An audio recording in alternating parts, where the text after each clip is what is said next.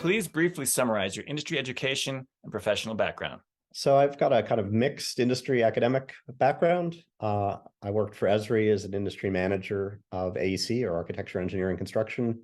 Worked at MIT as a planning professor teaching GIS, and I'm now back working for a startup. So a little bit of everything. Geospatial generalist, I guess, is how I'd characterize my background. Go back far enough, I have a background in biology. So my PhD is in fire ecology, actually. How does HEAVY.AI fit into the infrastructure industry? So we enable very large data set analysis, and we do it in a kind of interesting combination of ways. So part of us is very old fashioned. So we are a SQL database, and we work like every SQL database you've ever seen. But we work on GPU. And so we run 100 times faster in many use cases than what you're used to. And so how you use that speed depends on you. You can use it for simulation, but a lot of folks use it for interactivity. And so in particular, what I'm seeing is a lot of engineers taking information that used to be collected in an aggregate fashion or aggregated immediately, and using the disaggregate form of that information. So if you want to talk about asset networks, think about every piece of conduit on every line span of every utility, in the country, and every piece of equipment. That stuff adds up quickly, and as soon as it gets placed in the environment, as all the civil engineers here know, it ages, and the stresses on it are environmentally related. So if the thing is baking in the Arizona desert, it has different behavior than if it's freezing up in Anchorage. So I think of those as kind of, like the assets released into the environment, and then they each start, and they might start identical clones, but they each become very grizzled characters over time. And so the general thing I see happening that this GPU acceleration enables is that a lot of this infrastructure was put out there years, decades back, hasn't been fully monitored. Sometimes you can't know even what the age or the part number is. But increasingly, we've got all of these new remote sensing technologies that are then giving us a live picture of at least indicators of the quality and performance of those things in the wild. Can you explain a little bit more what the aggregate versus disaggregate means? Imagine you run a utility like PG&E and you have 100,000 miles of power line. That's a lot of power poles. And there are 120 million trees in the immediate proximity of that equipment. So if you want to know, is your equipment in good shape? Are you at risk of a strike tree incident where a tree falls onto a line? You've got a lot of stuff to keep track of. And the traditional way of dealing with data at that scale is you would aggregate up and say, with remote sensing, well, what have I got within a 30-meter pixel or a 1 kilometer pixel? What's the risk level? But the problem with that is that it hides a lot of risk, right? Because it's not the average conditions in a 30-meter pixel that determine whether a tree will fall. Trees are individuals, and they live or die individually. And in particular, the ones on the edge of the forest are actually more vulnerable to different conditions. So the difference is really the ability to keep granular data on tap always.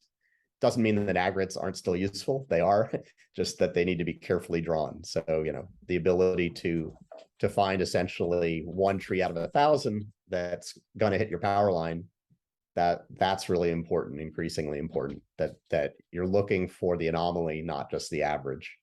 How would you describe accelerated geospatial analytics, and how can they help in infrastructure applications? Can you cite some specific examples? A couple that I like in the infrastructure domain are a group of University of Michigan folks, mostly, that applied us to the Flint water crisis. And so they had very partial information on which pipes feeding which houses had lead in their water supply. They built a machine learning model to predict that better, and made that into a public information site that anyone can go to, any member of the community, and get an estimation of what's the best available information as to the likelihood that there's an issue at any individual address. So it's a very traditional risk analysis, but then with this public face to it, right, that you can get directly down to the consumer. And I guess I would say, like, as framing for that, I think we have a really historically high level of distrust of both and expertise. And to me, we can bemoan that, but one solution to it is provide people direct access to individually specific data.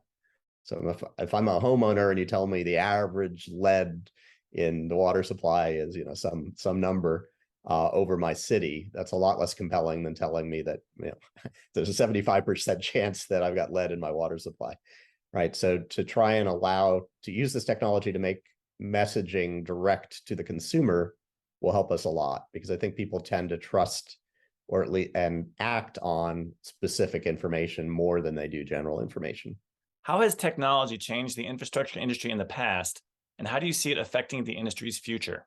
The big trend I see is ubiquitous sensing, and I'm not the first one to mention this. It goes by many names, but I guess I would say I've in my career seen infrastructure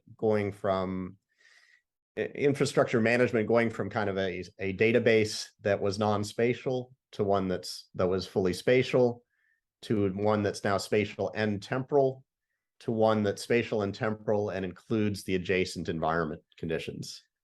And each one of those kind of increases in scope, has been technology enabled, but each one gives you a much, increasingly better idea of what you really need to know about an asset in its installed location.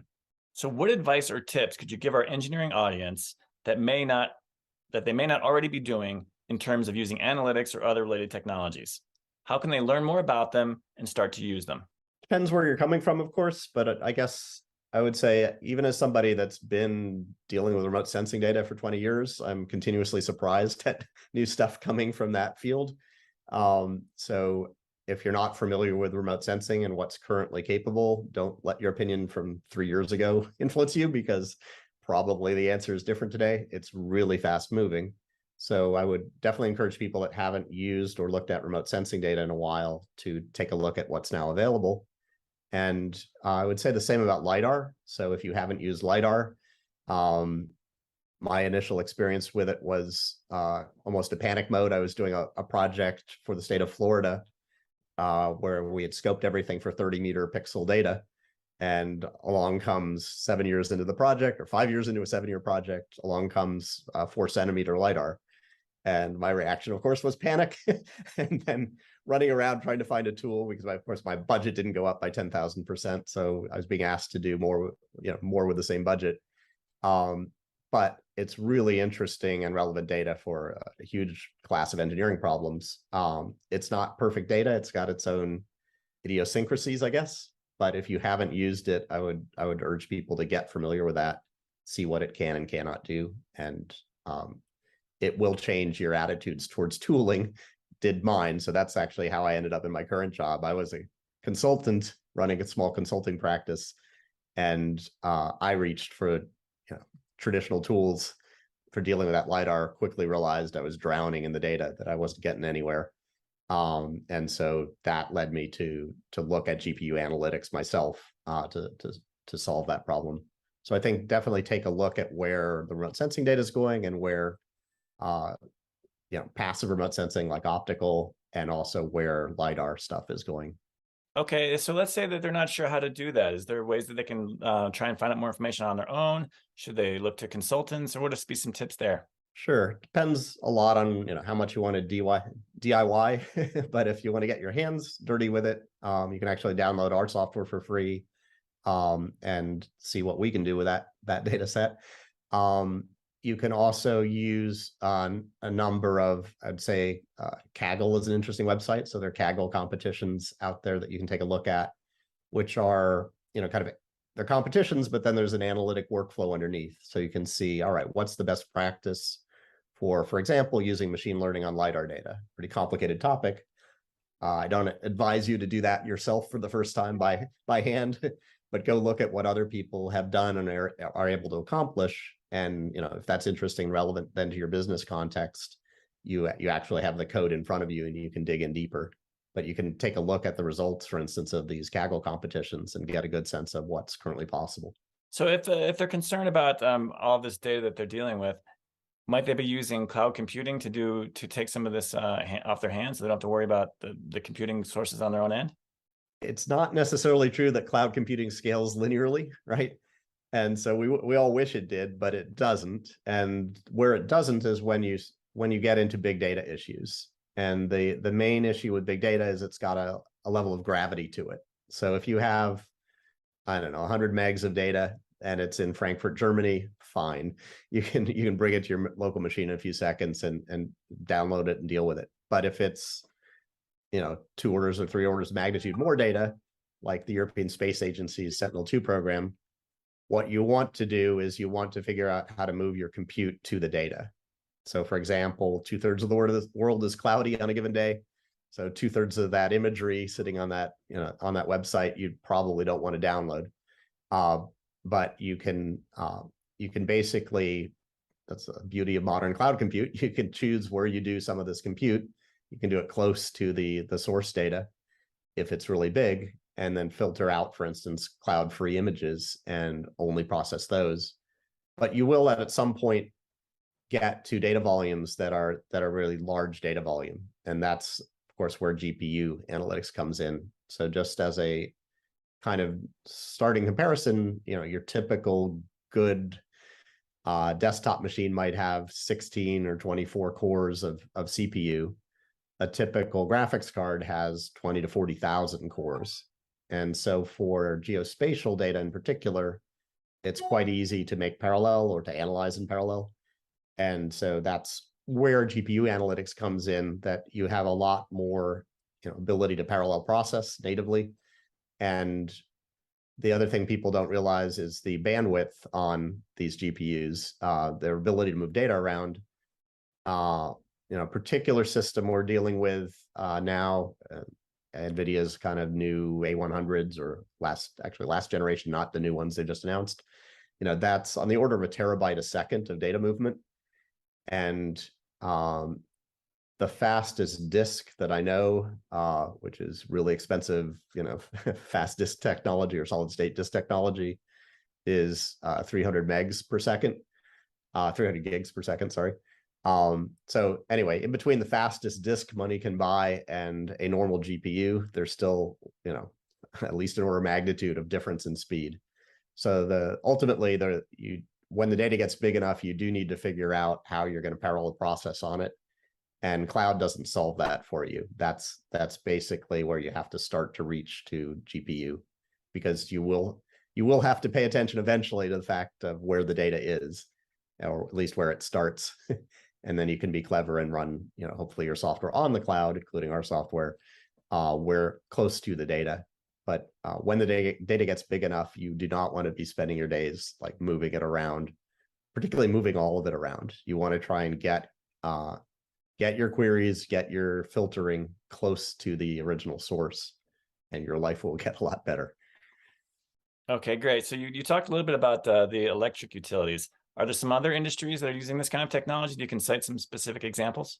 Yeah, another favorite project in the utility space is the city of Virginia Beach, and some work that was done there, again, with kind of academic USGS local partnership. But they took the national weather model, which I believe is on the order of 10 or more terabytes of data.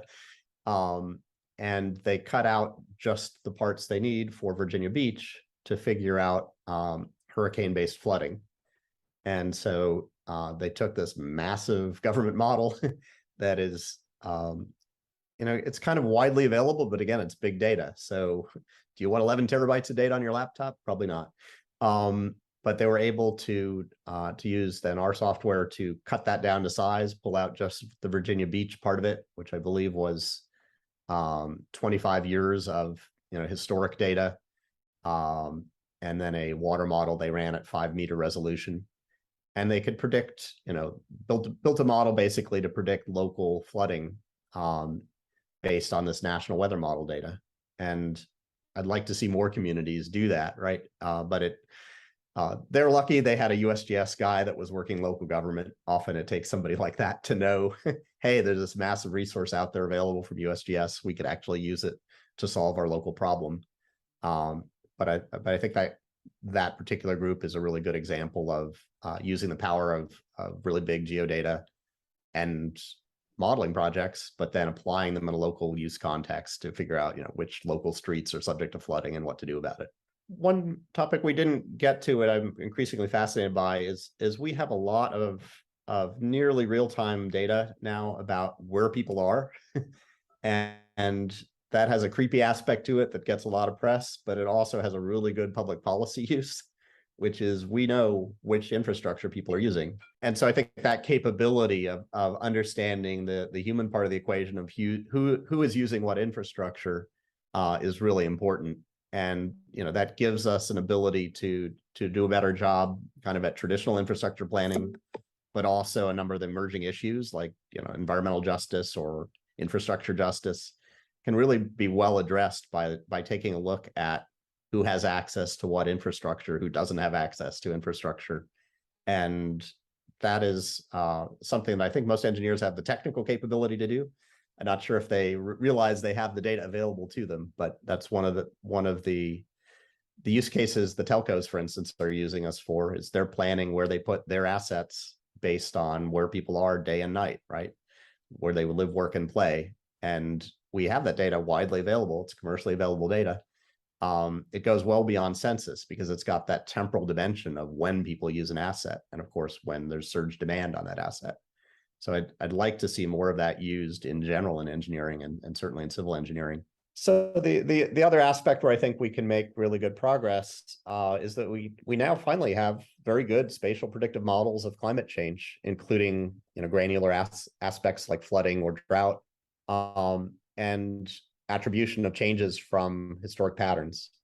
And so that can be used in a number of engineering applications. But I'd love to see more engineers bringing that to their clients in a conversation about how we can design better infrastructure. It's not always in the RFPs. It's not always in the responsive setup, but there are huge opportunities to build things better, given this information, given our knowledge of how the climate has changed, how it will change. And I think the passage of the recent infrastructure bill is a kind of generational opportunity here. So I'd love to see those two themes combined. And I think there's a great opportunity there.